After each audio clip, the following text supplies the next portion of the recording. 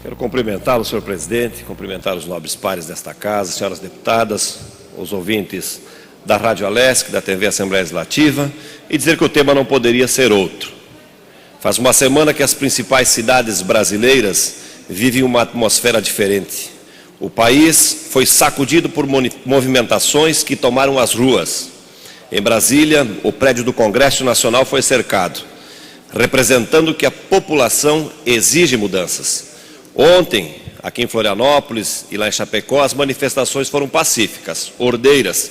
São provas de que não é preciso fazer quebra-quebra e arruaças e depredar o patrimônio público para ser ouvido. Para esta semana ainda estão programadas outras concentrações em diversos municípios catarinenses, a exemplo do norte do estado e sul do estado, que a gente tem acompanhado pelas redes sociais. Espero que tudo corra de modo civilizado, como foi na terça-feira.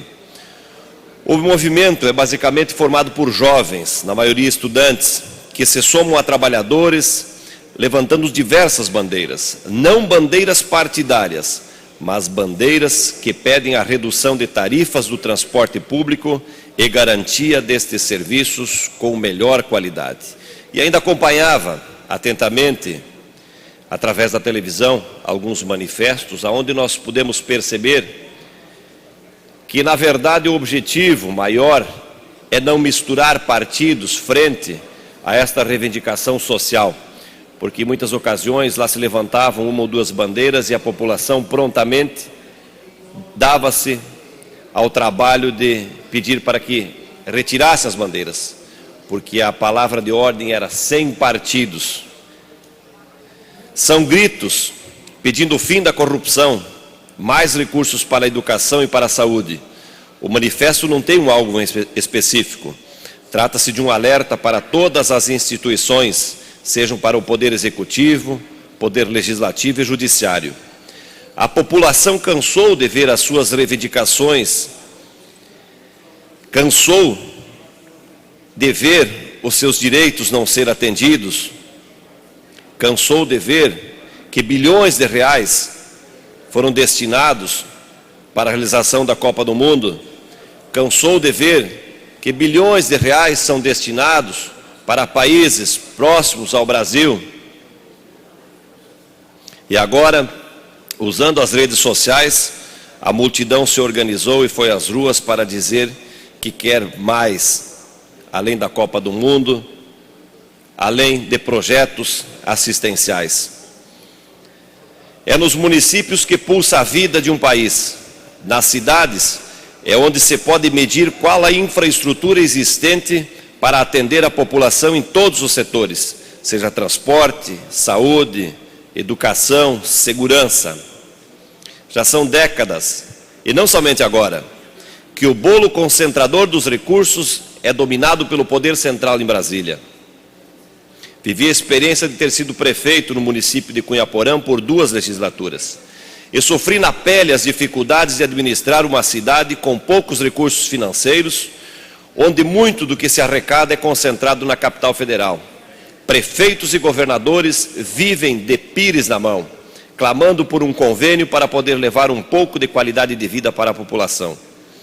Atualmente, a divisão das riquezas no país ainda é feita de forma desigual.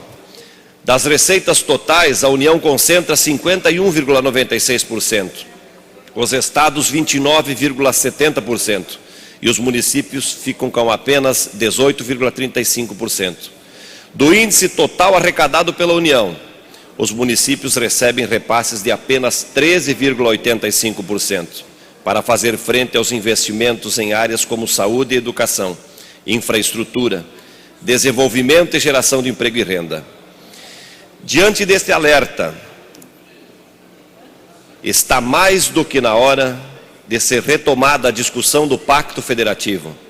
É preciso redefinir percentuais e distribuição dos recursos de uma forma mais justa, onde realmente a população possa sentir as mudanças. Essas manifestações, mais do que ser ouvidas e respeitadas, devem servir de alerta para todos os segmentos de que atingimos outro patamar, outro nível de vida. E as pessoas agora estão mais conscientes. na busca de ter garantidos os seus direitos. Além das questões do dia a dia, outro ponto tão importante quanto esse, é mais do que urgente a retomada das reformas que estão adormecidas nas gavetas do Poder Central, como a reforma tributária, a reforma eleitoral, apenas para citar essas duas. Quem não compreender o que está acontecendo no país poderá ficar de fora do processo de transformação, da construção de um novo estágio no país. O povo não aguentou mais a espera, o povo cansou. E a gente tem acompanhado a dormência de inúmeras obras de extrema importância para a vida do povo brasileiro, e mais especificamente aqui em Santa Catarina. E me lembro bem quando era funcionário, servidor desta casa, ainda em meados de 97, 98, 99, quando aqui nos deslocávamos para o oeste, nós enfrentávamos o engarrafamento na 101, que já estava em obras de duplicação.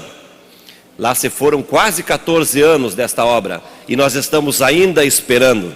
Quando lá na China, a gente vê obras acontecerem do dia para a noite. Aqui no Brasil a gente fica no discurso, na cobrança, na esperança. Todos nós não faz de conta que tudo está dando certo, que tudo está caminhando bem. Mas este grande elefante está entendendo a sua força e está se levantando. Como aconteceu em São Paulo, como aconteceu em Brasília, como aconteceu por aqueles que fizeram de forma pacífica no Rio de Janeiro, como foi aqui também em Florianópolis e lá em Chapecó, de forma ordeira, pacífica, está mostrando a todos nós, tanto o governo quanto a oposição, que nós temos que entender o recado, que o povo não suporta mais esse tipo de encaminhamento. Nós precisamos das respostas mais pontuais para essa população. E aí vamos migrar para os problemas sociais que estão batendo na porta de todo mundo.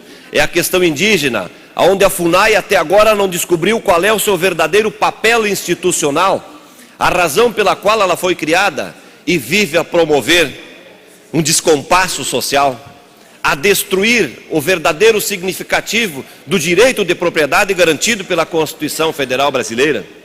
Ainda bem que a ministra Gleice Hoffmann já deu um grande exemplo aqui no vizinho estado do Paraná, suspendendo todos os processos de demarcação, dando a oportunidade do contraditório, aquilo que a FUNAI não dá em todos os seus encaminhamentos. Ainda bem que está acontecendo lá. Espero que esta consciência também aconteça quanto às questões aqui de Santa Catarina. E aí neste caminhar todo nós começamos a inverter o nosso verdadeiro papel. Aquele que está lá na ponta, o nosso prefeito, que está recebendo o pedido do cidadão na porta da sua casa quando ele não está na prefeitura ou quando é final de semana.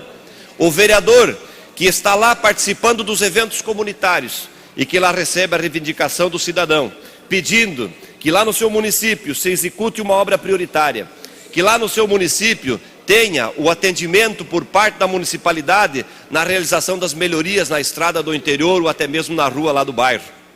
Este cidadão que espera uma resposta rápida, bate na prefeitura e lá vê o seu prefeito de mãos atadas, porque o recurso que ele tem para administrar o seu município mal apenas dá para fazer o básico da saúde, o básico da educação.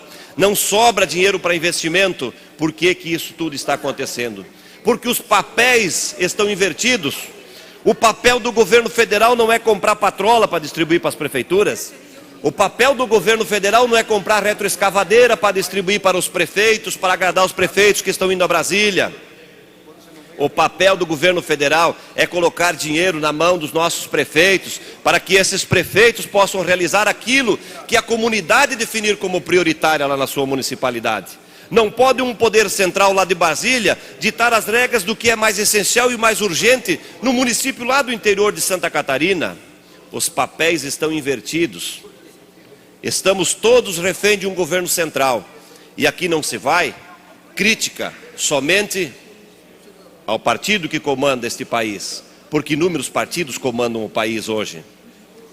É uma crítica que vem em consonância com as reivindicações da CNM, que por muitos e muitos anos, nas marchas de prefeitos a Brasília, bate nessa tecla de que os municípios precisam de mais recursos. É lá que o cidadão vive, é lá que o cidadão cobra os seus direitos.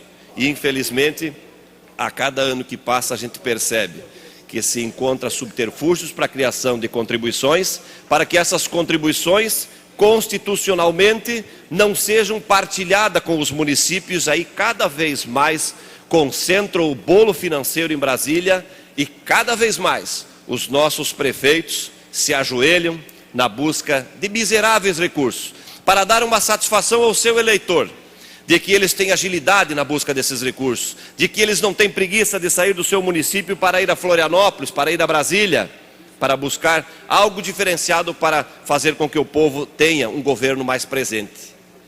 Totalmente equivocado.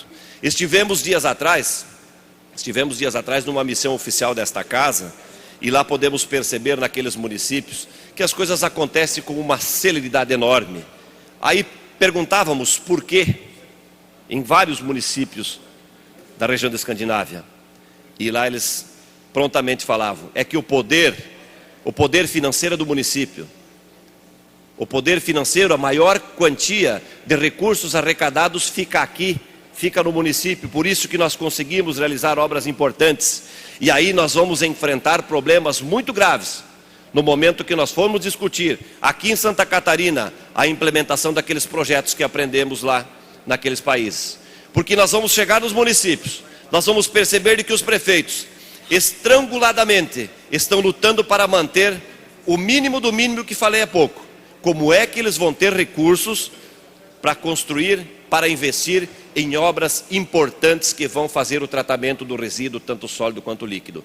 Novamente esses governos municipais terão que ir a Brasília, buscar recursos do governo federal. Então as suas prioridades acabam ficando sempre para segundo, terceiro, quarto plano. Não vai nunca ser a primeira prioridade, porque vai sempre esbarrar na falta de recurso financeiro para a execução de obras importantíssimas. Precisamos repensar este modelo. Este recado que está vindo da voz do povo, ele serve para todos nós. Ele não é somente para quem governa, ou o Estado, ou o município, ou a nação. Ele serve para nós parlamentares, serve para todos os parlamentares deste país. Ou a gente começa a construir um modelo diferente, onde as pessoas possam ser inseridas não como pedintes, não como mendigos do dinheiro que está lá em Brasília, mas sim como detentores de um direito sagrado, fruto do seu imposto, ou amanhã ou depois todos nós vamos pagar o preço muito caro por tudo isso que está acontecendo no dia de hoje. Seria isso, senhor presidente.